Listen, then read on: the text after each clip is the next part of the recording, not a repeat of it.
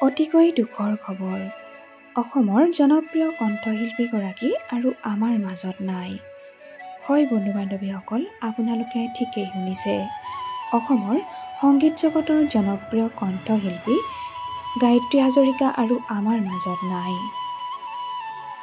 সকলোকে কন্দুৱাই এই পৃথিৱীৰ পৰা চিৰবিদায় মাগিলে গায়ত্ৰী হাজৰিকাই। অতি প্ৰতিভাৱান কণ্ঠশিল্পী গায়ত্ৰী হাজৰিকাৰ মৃত্যুত বৰ্তমান সমগ্ৰ অসমেই কান্দিছে। গুৱাহাটীৰ এখন ব্যক্তিগত চিকিৎসালয়ত শেষ নিশ্বাস ত্যাগ কৰে জনপ্ৰিয় কণ্ঠশিল্পীগৰাকীয়ে।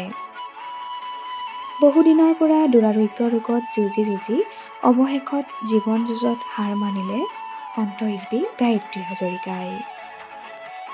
সৰা পাতে পাতে ফাগুন নামে, ৰাতি ৰাতি মোৰ সোণ, অহাৰ দৰেই উভতি আঁতৰি গলা ইত্যাদি বহু জনপ্ৰিয় গীত উপহাৰ দি গ'ল অসমৰ ৰাইজক।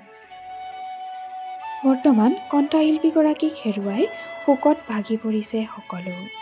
আমাৰ চেনেলৰ তৰফৰ পৰা কণ্ঠশিল্পী গায়ত্ৰী হাজৰিকাৰ বিদেহ আত্মাৰ সদ্গতি কামনা কৰিলোঁ।